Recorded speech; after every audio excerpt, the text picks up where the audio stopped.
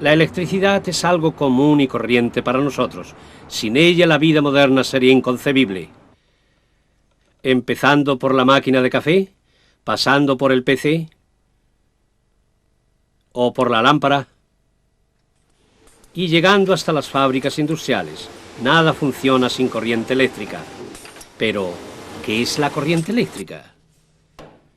Empecemos haciendo unas comparaciones. En la neumática la fuente de energía es el aire. Y en la hidráulica la fuente de energía es el aceite. También en la electricidad hay una fuente de energía, aunque es invisible. Se trata de la corriente eléctrica, o para ser más precisos, de la corriente de electrones. Hay tres términos que todos conocemos y que definen la corriente eléctrica: tensión, intensidad y resistencia. La tensión eléctrica es identificada con la letra V y se mide en voltios. En todos los aparatos eléctricos se indica la tensión que necesita para funcionar. La intensidad es identificada con la letra I y se mide en amperios. El dato correspondiente indica la cantidad de corriente máxima que puede consumir, por ejemplo, un motor. La resistencia, por su parte, es identificada con la letra R y es medida en ohmios. Este valor indica la resistencia que un elemento consumidor, que a la vez es conductor, opone al paso de la corriente. Estas tres magnitudes se influencian recíprocamente, lo que puede ser expresado mediante una fórmula muy simple: V igual a R por I, lo que significa que la tensión es igual a la resistencia multiplicada por la intensidad, o para expresarlo de una manera que corresponde más a la realidad práctica, corriente igual a tensión entre resistencia, porque normalmente la tensión no se modifica. Esta fórmula tiene un nombre, se trata de la ley de Ohm. Fijémonos en el siguiente experimento. Los elementos blancos son los conductos eléctricos. La tensión es de 24 voltios. La pequeña bombilla tiene una resistencia R constante. Podemos constatar que fluye una corriente I de 84 miliamperios. Si duplicamos la resistencia mediante una segunda bombilla, la fuente de tensión sigue siendo de 24 V.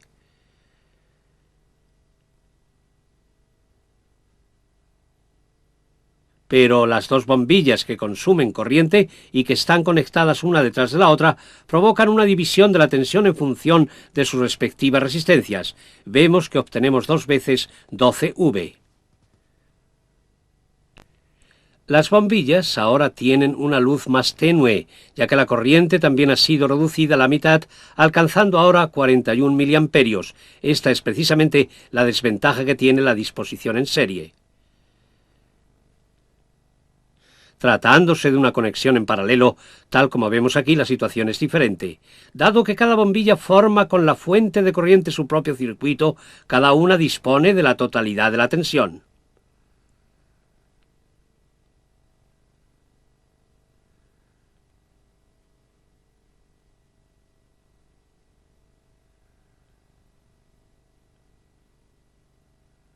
Por cada bombilla fluye la totalidad de la corriente eléctrica.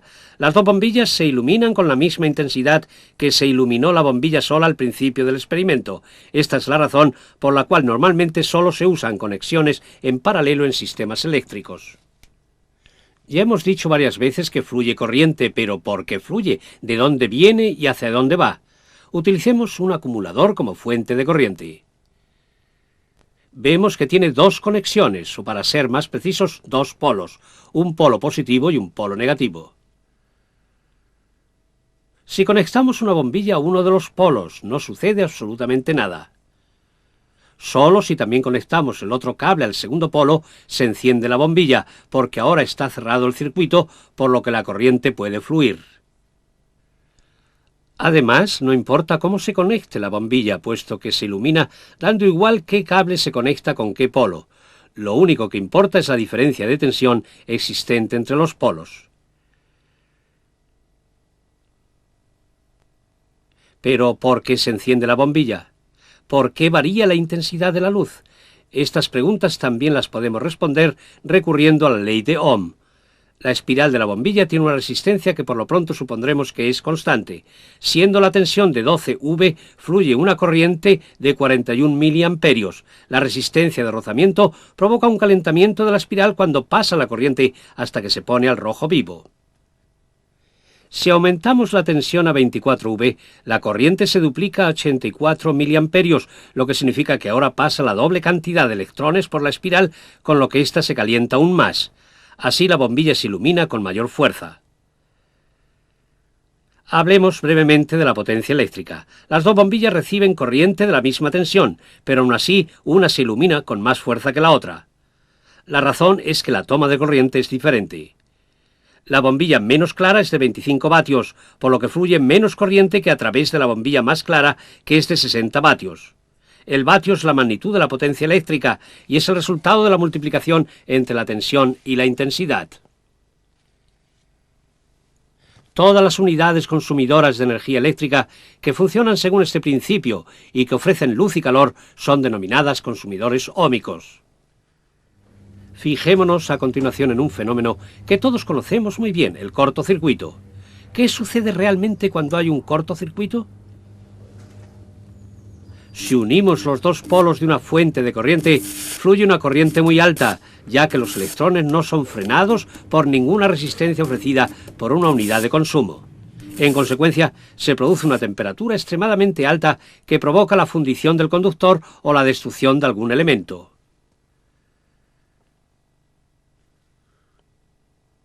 ¿Cuál es la solución? Integrar fusibles en los circuitos de corriente. Un fusible se funde y así evita que se produzcan otros daños. Entre tanto, hemos conocido dos efectos que tiene la corriente eléctrica, es decir, luz y calor.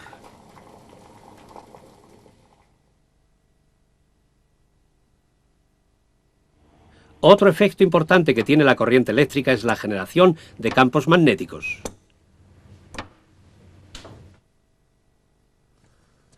Todos los conductos por los que fluye corriente eléctrica crean un campo magnético cuya fuerza depende de la intensidad de dicha corriente. Al devanar el cable para formar una bobina, el campo magnético es mucho más fuerte en su interior. Ahora la fuerza del campo magnético ya no depende solamente de la corriente, sino también de la cantidad de espiras. Si a esta bobina le agregamos en su interior un núcleo de hierro dulce, aumenta considerablemente la fuerza del campo magnético.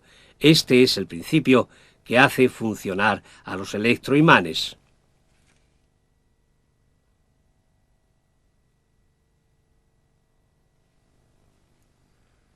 Observemos otro fenómeno. Si el núcleo de hierro dulce está sujeto de forma móvil, se desplaza hacia el centro de la bobina si está sometido a tensión y si fluye corriente, creándose el respectivo campo magnético. De este modo, el núcleo es inducido.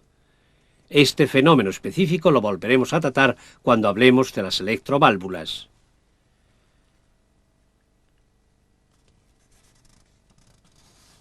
Los campos magnéticos son la forma de energía eléctrica más frecuente en la electroneumática y la electrohidráulica, ya que aparecen en los relés, los contactores electromagnéticos y en las electroválvulas. Se trata de consumidores inductivos, a diferencia de los consumidores óhmicos. A propósito, los motores eléctricos también son consumidores inductivos. Recordemos brevemente cuáles son los peligros de la corriente eléctrica. Antes que nada, siempre deben acatarse las normas de seguridad, puesto que el contacto con piezas sometidas a corriente eléctrica es peligroso e incluso puede ser mortal. Como acabamos de ver, un cortocircuito puede tener consecuencias fatales, ya que puede provocar un incendio o, por ejemplo, destruir las instalaciones.